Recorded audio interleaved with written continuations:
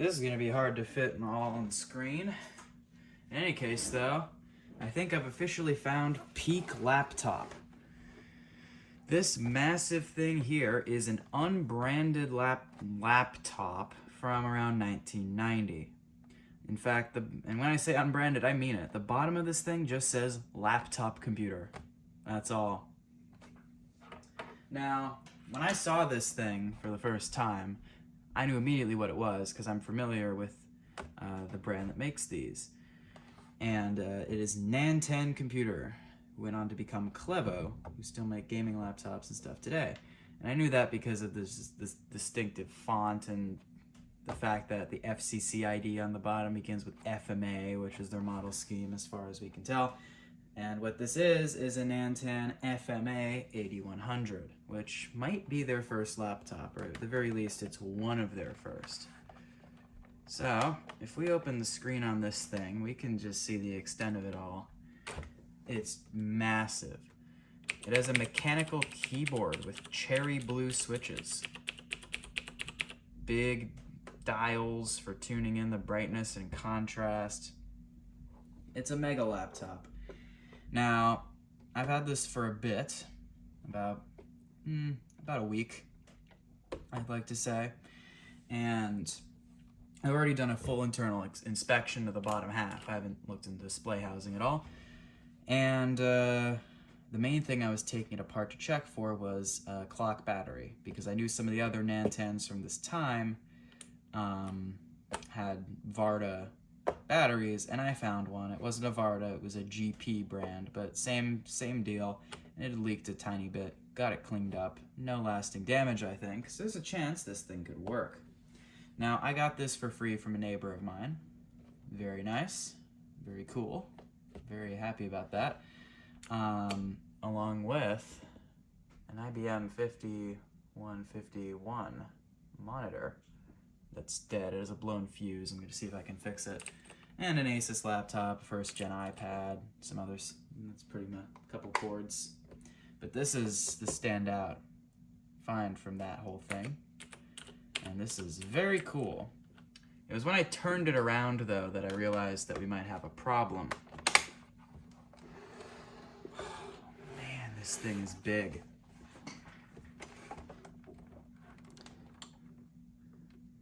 That's the power supply plug. Isn't that great? I figured I was never finding the supply. Like, it would take me years and I'd just be sitting here, and I can't even do the normal trick to power this thing from the battery terminals. I haven't used that trick before, but a lot of people do, because I don't know where they are. There is no internal battery. There's references to a battery on the LEDs, but I believe it was an external pack that hooked in the back. Maybe plugging in through that same power socket, or perhaps the strange bay that I believe to be an expansion bay. Maybe it had a controller. I don't know. But this does not have a battery in it other than the clock battery, which I removed.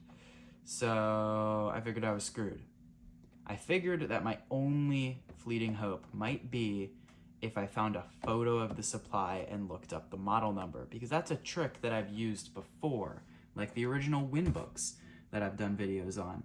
I ended up buying one that came with the supply, but when I was looking at a cheap untested one that I actually also ended up buying, but after I found the other one with the charger, I was looking for info on the charger. I found a photo of it, searched it up, and there was someone selling it on eBay not knowing what it was, because it didn't say Winbook 46 charger, it just said power supply model XYZ. And well, I couldn't find a model number. So I figured I was screwed. Couldn't find a photo of the supply. Just knew it had a weird plug, similar to a mini DIN, probably on something. It might be Apple Serial, PS2, something similar to that. I'm sure one of the common connectors is the same as this one, funny enough. But then luck struck. I was browsing vintage laptop search results on eBay and found someone just selling vintage laptop unbranded. And immediately from the photos, I recognized it was this. They had a photo of the supply, but it was blurry. I asked them very nicely in a message if they could send a photo of the supply, and I got one. So I had the model number then. So I looked it up, And I got lucky. There it is. Now, this thing is very dirty. Needs a good clean. It's also branded Data World. The one in the photos was actually branded Nan Tan. Probably the only thing I've seen that actually had the Nan Tan brand on it, because they never put it on any of their products because these were white label laptops that other brands would put their name on. But this is a generic one, or, well, probably was. There's always the chance that it did have a brand on it, but it was just a sticker. I've genuinely seen that before that just came off. In any case, this is the same model number, KTX-8912A, and it looks exactly the same as the Nan Tan one minus the brand. So we're just gonna plug this in and see if this laptop fires up. I have no idea if it's gonna work or if it's gonna be dead. What I do know is that the visual inspection of the inside of the bottom half didn't turn up anything like bad capacitors or anything too concerning. Anyway, let's smoke test this. They said it was working, but do I really think they had the ability to test this? No.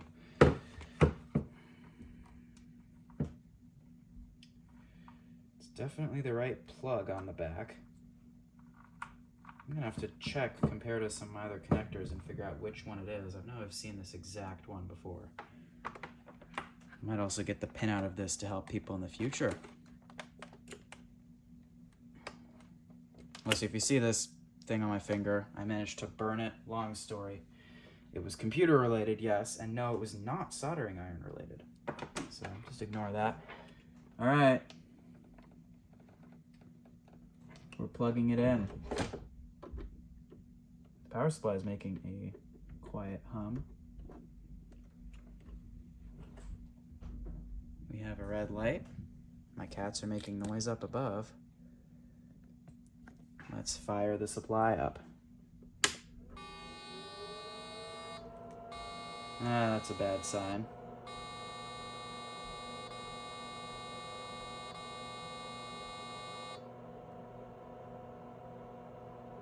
Well, the board's doing enough to throw out an error beep. My first guess would be RAM. I was really hoping this wouldn't happen though, because this thing is a nightmare to take apart. And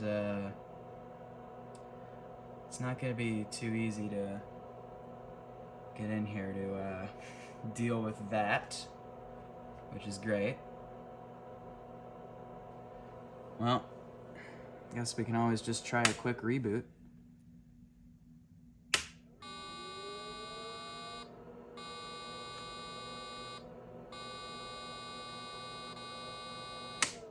Now, I can't look up any error codes for this, obviously. That's not gonna happen. So, I'm just gonna assume here beepy errors, bad RAM. So, what I'm gonna do now is take it apart enough to get to the RAM and then mess with it. I'll be back. Behold the guts. So, DC to DC converter, hard drive, floppy drive, keyboard, and RAM. All right, so the good news here is that it didn't blow up. That's good news because notice how there's like 2 extra pins on this cable. That's the power connector to the motherboard. There's 2 extra pins there. And then I took the connector out, not realizing that, and then went to put it back in. Didn't know which ones. Did some forensics. There was a bit more black gunk, like, you know, from over time electrical contact, on everything but these last 2. So I guessed. I guessed right, because it didn't, you know, blow up. Over here, notice how these 2 are the same size. Yeah, 2 of those are for the keyboard. 1 goes to the screen bits. So, in any case, what we need to turn our attention to is the SIP RAM, single inline pin package, I think. I don't know, this is supposed to be banked.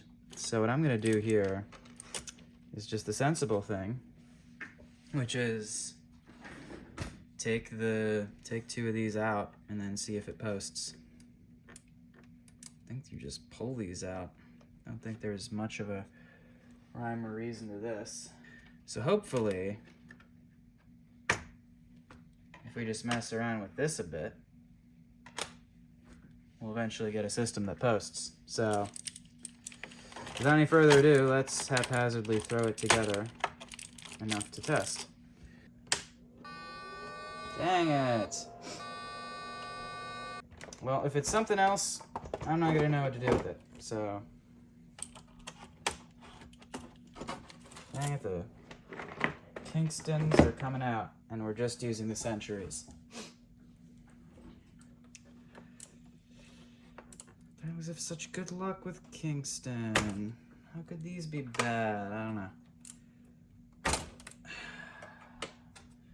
And now we reinstall the centuries. Now if this one doesn't work, I'll be sad. I'm guessing it won't. Maybe if the errors are being output by the BIOS, I can find the BIOS error codes. Because this had like an AMI or something. That's a possibility. And then I could find out what the issue probably is. That seems like an idea. Let's do that. Well, I looked up the Phoenix BIOS post beep things, and 113, which is what this seemed to be, indicates CMOS like read write in progress or failure or something. So that's a bad sign, because that signals to me we could have a bad BIOS chip, which would absolutely suck. Now, I did tape over this because I took the labels off to see if there was like if it was like an EEPROM, because I was wondering. But what I'm gonna do here, oh, I just bent those pins. That's fine. Can fix that. SIP RAM. Who thought that was a good idea? We're gonna just plug it in now with no RAM and see if they change. This is a sanity check to make sure, because if we get a different error beep, then we'll know how low level this is. So let's just see. Ooh, quick. 1, 1, 2, 3. Well, that's bad. The next step is just, I'm gonna reseat the BIOS, I guess. Because I mean, what else am I supposed to do? Chip's right here. And then there's another chip next to it. Alright, that does not want to come out, so I'm not gonna force it. Guess I'll go to the forums. I've somewhat narrowed my problem down to this chip here, which the label you can't see right now, but it's the CMOS RAM chip, right by the battery, and there was some green corrosion slightly on the connectors near it, so I'm thinking maybe it's got itself a bad connection. So I tried to pull the chip and it's stuck tight in that socket, so I just put in some WD-40, and we're gonna see if that helps things along any to get the chip out. I know deoxit would probably be better for that sort of thing, but I don't have any, so yeah.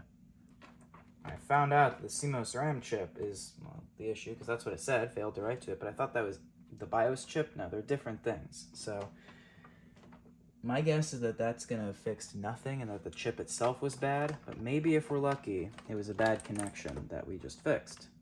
I guess we'll see. I'm expecting nothing. Oh! Oh, yes! Yes!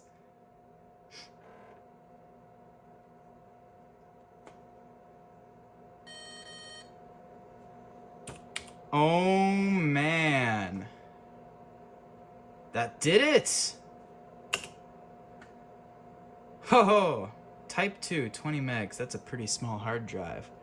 And it said the floppy drive had an error, but I don't actually think I plugged it in. Well, no, it is plugged in, so I guess it's bad. I don't know.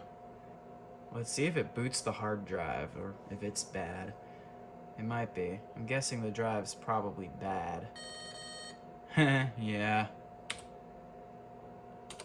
Actually, I don't know the hard drive type. It's probably just filled the default. It defaulted in type 2. Let's look up what the hard drive type is and see if that gets it booting. Maybe the hard drive's fine.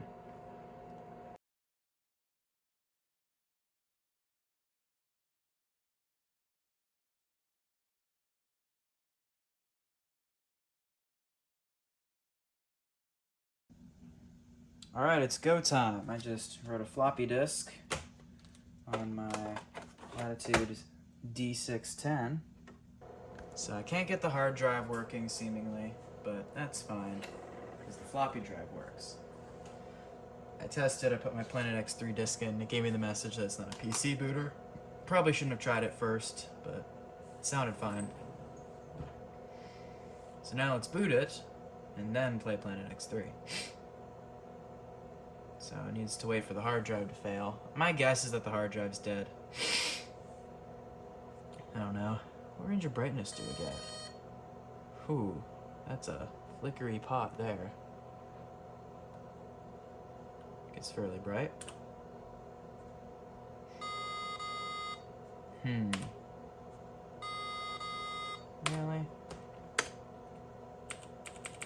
This is correct.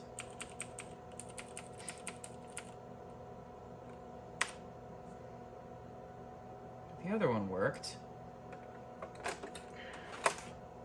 The eject button's broken, so I have to eject with a metal spudger. Let's see, is this... Yeah. Maybe I just have a bad disk here. I need to write a older version of DOS, maybe. I bet that's it. It's getting late, though, so I'll have to investigate that tomorrow.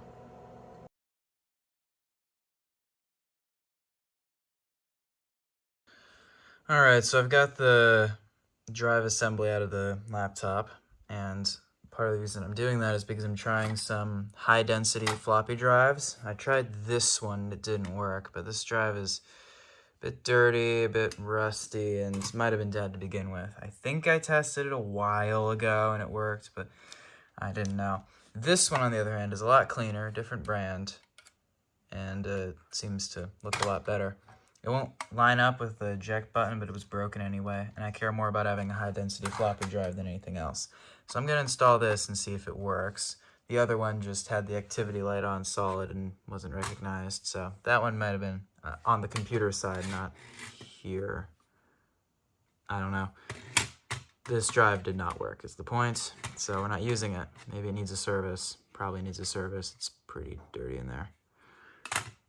But I figured while I have this out, I'm going to take a look inside the hard drive and see if I can find any rubber bumpers or if the heads are stuck or anything like that, and see if I can get this drive going, because that would be nice. Alright, so this is a pretty good sign here. I took the drive apart and the platters look good. That finish there that looks all scratched up, that's actually just normal for how these early Connor drives are, and probably drives from other brands. It's actually the tracks on the disc because it's so low capacity. But what I'm happy about is if I grab the disc here, that black object there, it's hard to do this because I obviously am one-handed here and I don't want to touch the platters, but there are two little black objects, and they are indeed sticky.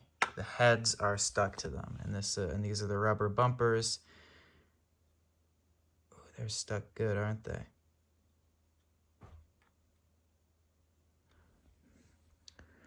They're stuck really good. In fact, I'm worried that this is like a stiction situation. I'm gonna go ahead and off camera here.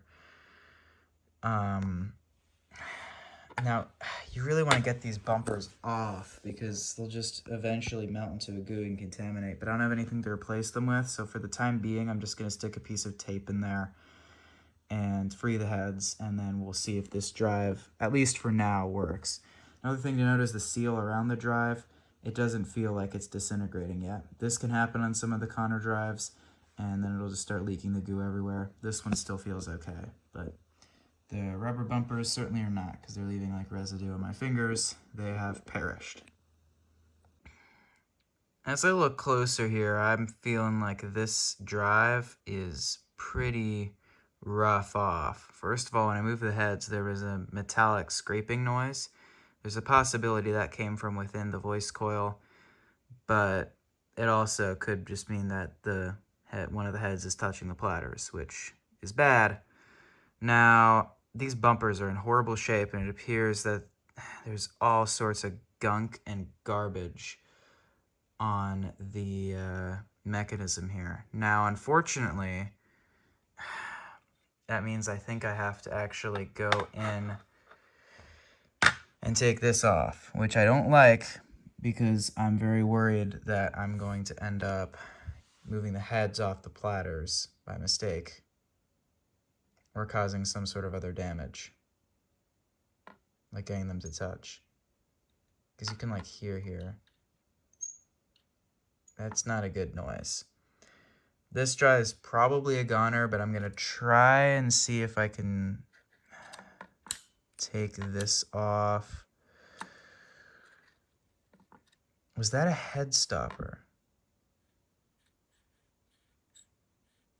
I think it might have been. I think this bit here might have actually been blocking the heads because it sounds better now. In any case, I need to get this off, disassemble the mechanism, and clean it. Okay, good. That comes off easily. So now I gotta remove these screws and see what's going on under here. Alright, so this was all one piece, and the good news is that with this piece off, God, I'm getting crap all over my hands. That sounds a lot more normal.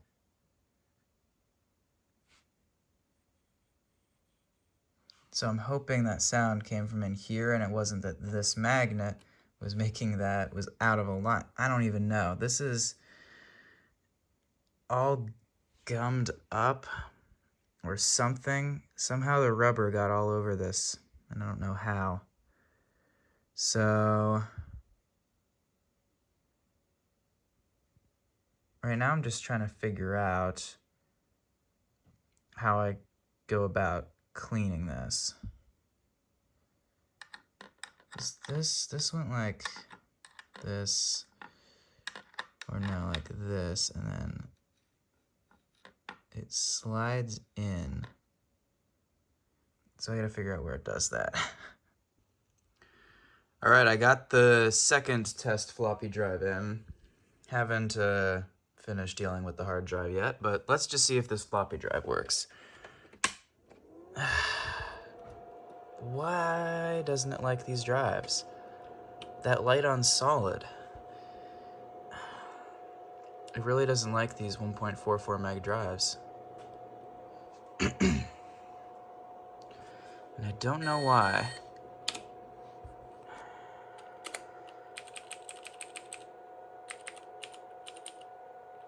So yeah, if I set that properly, and this should be VGA, so.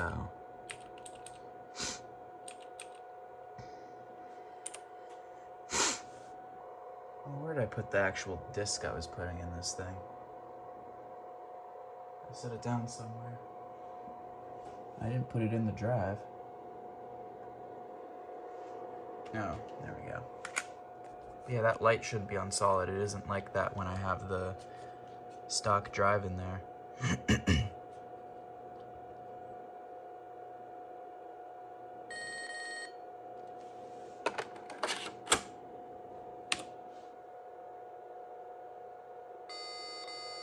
Yeah, so does not want to recognize either of the drives I've tried. So that sucks. Alright, so I've done two things since the last clip. The first is that I taped over the rubber bumpers in the hard drive. I figured out the gunk all over the place probably wasn't melted rubber, it was some sort of magnetic stuff. So I don't know if that was supposed to be there or not, but I'm leaving it for now since the head seemed to move fine without it. And they felt fine after, so I don't know, that's what I'm trying. But the second thing is I plugged the floppy drive cable in upside down because I think the original drive, which is this Epson drive, had everything upside down to normal. So I think when it wasn't working, I had it plugged in upside down, but we're about to see. Okay, well...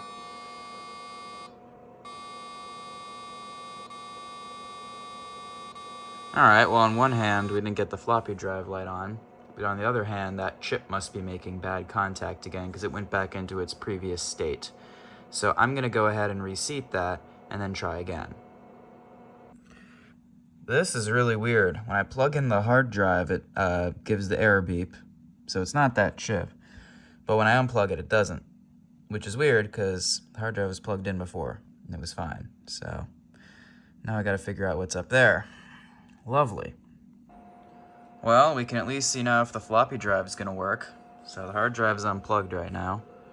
Maybe something shorted on the controller board? I don't know. I'll do further investigation because I'm not giving up on that drive.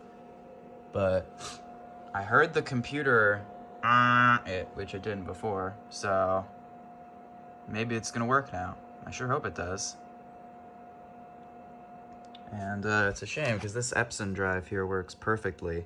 Seemingly. I mean, all I've tested is that it booted the X3 disk, but I can't do anything about that. And it's saying hard drive controller failure, so maybe the hard drive control... I don't think so, though. I mean...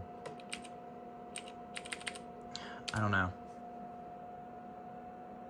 Let's see now if it boots. And that sounds good.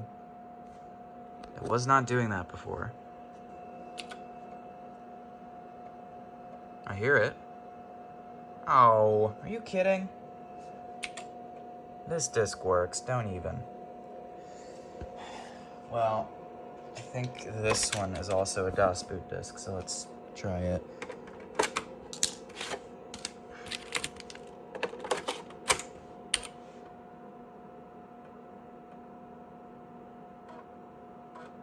Hey, maybe. Let's see.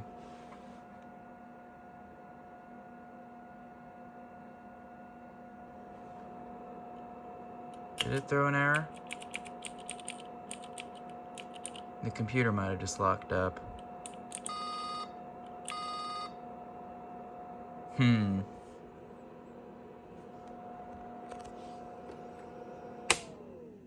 This is a good sign.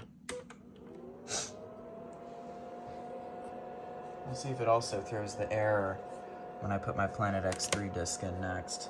And if it does that, then I'll assume that the drive works, and then assume that my boot disks are bad.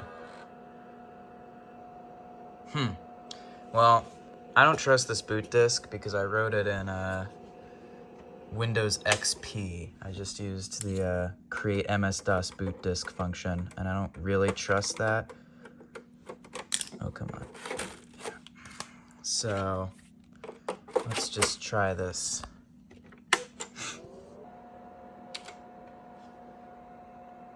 Okay.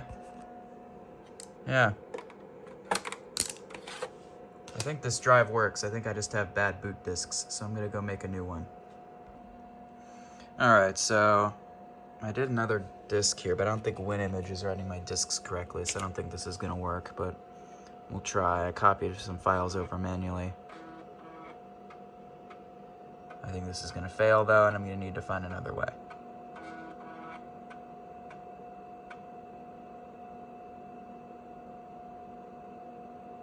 Does it just not like this disk? Because it didn't do this with the other disk. Man.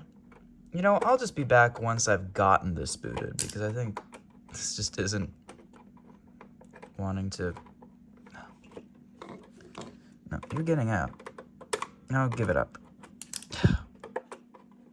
It's not aligned properly. Oh, dang it. I'm gonna have to pick it out with, like, tweezers.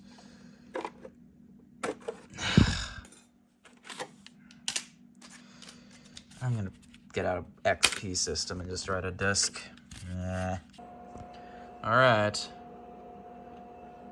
I have a DOS 6.0 boot disk that I wrote. This one I really hope works. Come on.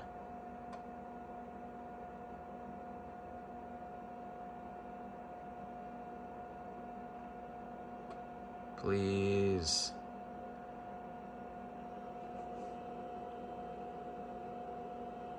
Well, it's different from last time. Hey, there we go. Come on, finish it off.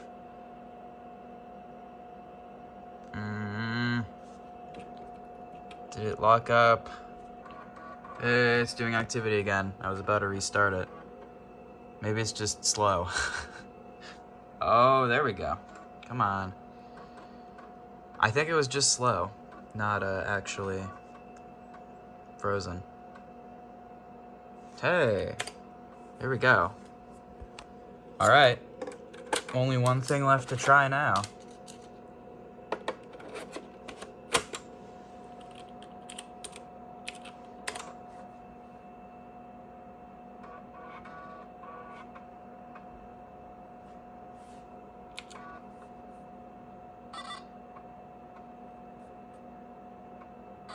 Hey. Well, it's definitely a grayscale screen, which I expected. I'm pretty sure even all the Apple panels could do grayscale if you hooked them up to the right thing. The ones that Apple used that were monochrome. At least the PowerBook 140s could.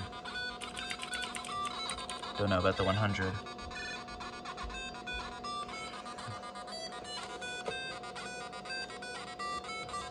Let's see what this is like.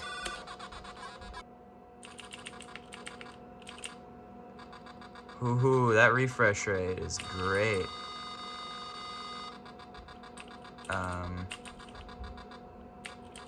Oh man. Oh no. Look at this. That's gonna make it hard to play games on this. Jesus. Who implemented the keyboard controller like that? Like if I hold down and then let go, it just keeps going. This is a terribly implemented keyboard controller. Oh no, this is gonna be terrible for games. I mean, the screen wasn't good for games in the first place, but I mean, I don't mind the screens on these, but this,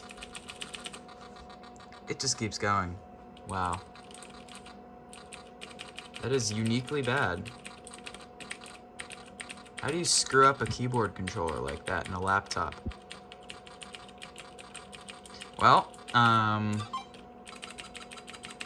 gonna take another crack at getting the hard drive, getting it to boot with the hard drive installed, and then if I can't figure that out, we're just gonna end the video here.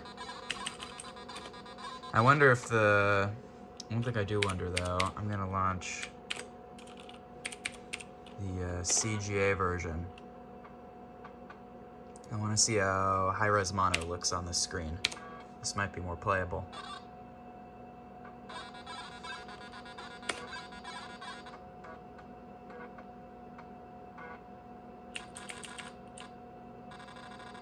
Oh yeah. Oh, interesting. Here, the keyboard works correctly. So I can only think of two things.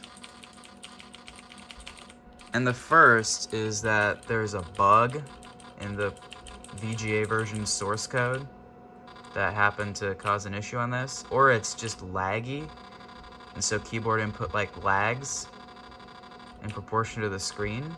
But that shouldn't happen because I mean this is a 386. It's fairly fast for a, I mean it's a very normal configuration. So maybe it's just an issue with how it's implemented on this laptop.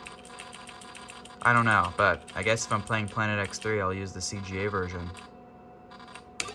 Although, here's another thing I can check. You see, I don't know if it's on this disc. It might not be. I might have to write my own disc. But... oh, slash is in a weird place on this keyboard. I want to see if the EGA version's on here. It is, so... let's see if the same issue happens with EGA. Because I don't know, this screen I think can probably only do 16 shades of gray anyway, so I don't think it'll look that different. Maybe it will. I don't know. Let's see how it acts.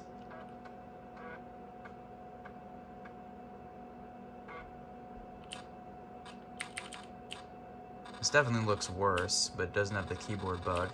Looks better than CGA. Worse than VGA. But the keyboard works. So, I'll have to try out some other games on this, see how it does, now that I can get it booted. But hey, that's a Nan Tan laptop I can use. Working hard drive or not, I can boot it and I can play games. And that's all that really matters. And this lovely cherry blue keyboard. Not bad. Not bad for free, plus a bit of cash for the power supply. I think it was like 25 bucks. Yeah. Well, the trend of being stupid and plugging things in wrong continues. Can you see why this was throwing an error beep now? I hope I didn't break the drive. God, I'm stupid. Alright, so now I've got the hard drive in correctly, and it should... I don't expect it to work because all I did is tape over the bumpers and there was that other magnetic crap, so I think it's probably still going to be dead, but I figure I might as well at least test it. And I don't even feel like dealing with the rest of it right now. Now, we're going to have to set the BIOS type and none of them line up exactly to the specs of this thing. So what I'm going to do here, and this is the same thing it did before, which I don't think is a great sign. In any case, what I'm going to do is I'm going to set to type 7. Yeah, well, it's set to type 2, so let's set to type 17 instead, which was one of the closest things. And then let's try this again. I don't expect it to work, but might as well see. Now I'm just going to reassemble this. We should also remove the floppy disk from the drive. And yeah, hard disk failure, so that's expected. But at least I can boot the system, so that's nice. Alright, so I've decided I'm not really satisfied getting it just booted off of floppy. I want a working hard drive in it, so I've decided to try something that I've never done before. Now, I'll explain in a minute why I have my Winbook XL out, but essentially, I have a problem with replacing the dead Connor hard drive. I could go and spend another several hours trying to get that drive working just to get a 40 megabyte drive that's been opened and it's probably finicky and probably not be able to get it to work at all. But what I really want to do is I want to replace it with something newer. And my obstacle there is that the BIOS in that thing is very limited and doesn't support things like a user type or auto detect. I'm stuck picking between selected drive types that I have to find an old drive that matches those parameters. Or do I? I've got my Winbook XL booted into DOS mode and a floppy disk in the drive, and we're trying something called Easy Drive 9. And this, I believe, yeah, it's from Micro House International. And this is like and I'll show you what this does in a minute here. And I'm just going to use this write protected. What? Is it really? No?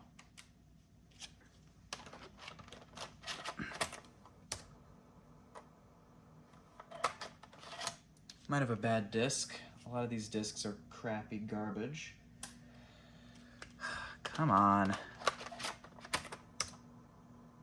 Nope. Oh my god. Don't do this to me. I know the drive in this Winbook works.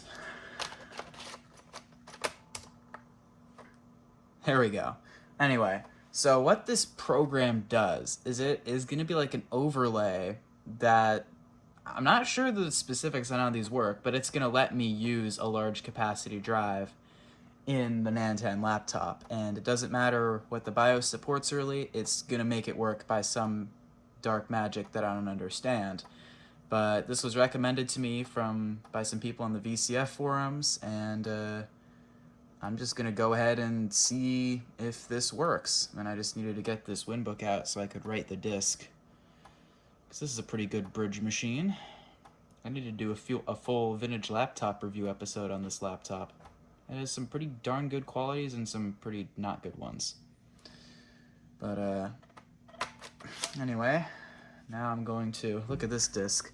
1217, that is December 2017 I wrote this disk originally with an MS-DOS boot disk. One of the first floppies I ever wrote. I never removed the label. But anyway, let's go ahead and boot this disk in the Nan Tan and get it set up. Alright, so before we actually boot off the disk that I just wrote, I wanted to show you, just because I think it's interesting, the behavior it's doing without the utility. Now, I put a 6 GB Western Digital IDE drive in here because it's actually the lowest capacity IDE drive I have that's 3.5 inch. And because this BIOS doesn't even have user type, let alone auto detect or anything like that, and wouldn't have even supported a drive 6 GB in size even if it had a user type or auto detect, given that this is from 1990, I just set it to the largest capacity type that looked like it roughly could have potentially supported the right parameters, and then I did fdisk, formatted it, copied some files, and you know what? I thought it might actually work because it's detecting a C drive. It's held these files properly because it's been off without power for days and it's still recognizing them. I just copied the Planet X3 disk. Then look what happens if I actually try to run anything. The hard drive light doesn't illuminate. It will sit here for a while, and then eventually, if I wait long enough, it'll just throw a drive not ready. So clearly, it's working way more than I'd expect, but still not enough. So that's where this utility should come in here. Let's see if this works. So I've done my homework here and found out what I need to do beforehand for this BIOS, and that is I need to go in and set the drive type to type 9, because apparently if it doesn't support auto detect or anything like that, just set it to type 9. At least that's what this utility wants. So I'm going to go and do that right now in the BIOS. For some reason it's also set this as, it's somehow booting off the floppy drive with that set wrong. Anyway, type 9 is that size, so I guess that's what it wants. All this other stuff looks good. Let's bring the date up. I'm honestly surprised this is Y2K compliant. I don't care about the specific date. Anyway, let's do that, and then let's boot it off of this disk. Hey, that's the first time I think I've actually cleared the checksum error. Oh, what? Really? Dang it, this always happens to me. I'm gonna go and try a different disk, and I'll be back once I've gotten this to boot. If it doesn't boot this time, I'll eat my hat. I tested it on my Winbook XL and it booted. Okay, there we go. Look at that. Loading easy drive. It better be really easy. If this is difficult, man, easy BIOS. I like that.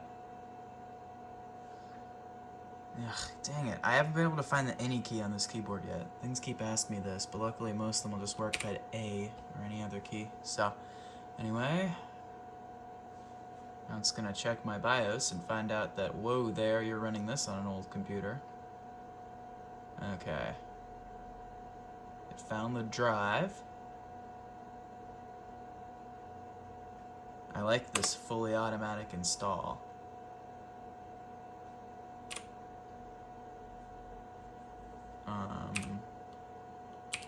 Yes. Okay, am I gonna need to insert my definitely a DOS disk? Yeah, there we go. What I'm gonna do now actually is I'm gonna go and write a proper Windows 95 startup disk, or maybe a DOS 622 disk, because this is DOS 6.0, not System 5 disk, System 7.5 disk tools. Don't believe the label. But I'm gonna go overwrite this disk with 622 and then come back to this. So I'm gonna go ahead and do that, and I'll be back. Alright, I now have the DOS 6 disk written, and we're going to see if this works. Okay. Okay. That's fine. I'll just install everything on the 2 gig one and ignore the rest.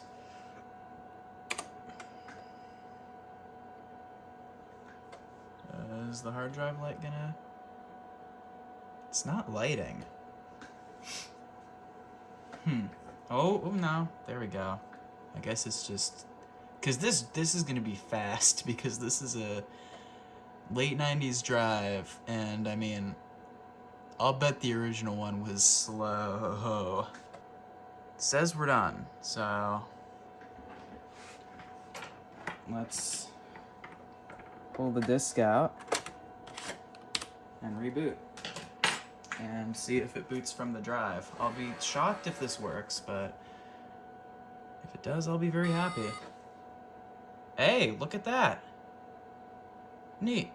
Well, now I gotta actually write DOS installer images, and that's gonna be long and boring. And this video is already very long, so I'm just gonna go ahead and install DOS off camera and come back. So, yeah. Alright, so this guy is now all set up. I've given a zoomed out angle this time, so you can just see the absolute size of this thing. It's crazy. I mean, I don't even know if I mentioned this earlier, but it has a handle. Anyway, let's start it up.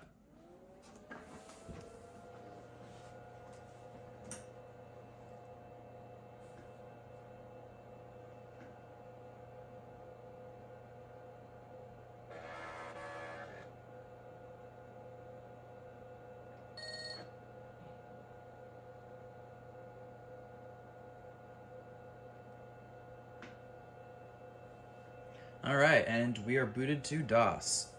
Now, one thing I did have to do is I had to copy all the DOS files over manually from a DOS 622 startup disk. The Easy BIOS thing is great, the Easy Drive thing, rather. It's pretty cool, but DOS needed me to be booted off the floppy to install it, and then it wouldn't recognize the hard drive because it was booted off the floppy. And so, luckily, that's why it had me install DOS during the setup process, at least the basic version you saw.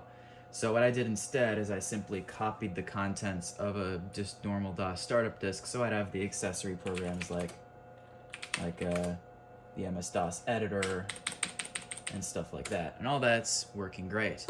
I also did, however, go ahead and do something else, and it's a different application suite, if you can even call it that, that did install properly because it let me boot off the hard drive first. Yeah, that's right. Windows 3.1. It works. I have a serial mouse hooked up because this has no built-in input device.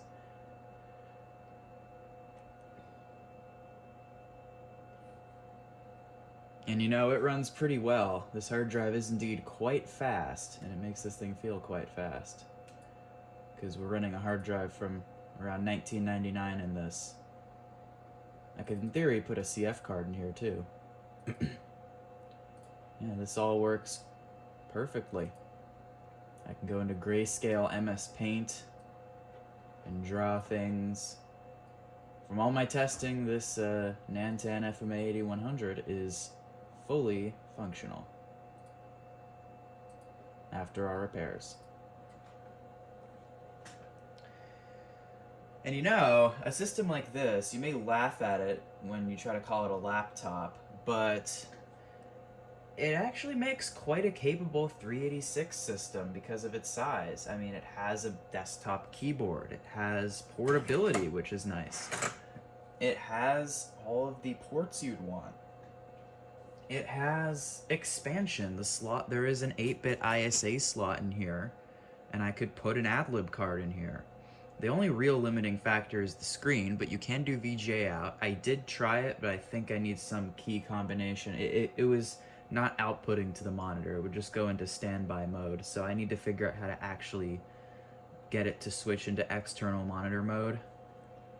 So until I can figure that out. I don't think I can run it with an external monitor, but I don't really mind too much. This is really part desktop, part laptop, so that's pretty cool. I like this thing quite a lot, and I'm gonna be using it for all sorts of stuff, I'm sure, because it's a very capable system. And so this video is about 50 minutes long. I'm nearly done editing it. I'm just recording this last clip for the outro. I think it's time that we end things off here with a successful repair and a happy laptop. So with that, thank you all for watching. I'm sorry it's been so long since my last video, but trust me, I've got more coming. I've got a lot of fun stuff coming up. So, keep on the lookout for that, and I'll see you all next time. Have a good one, and Happy New Year.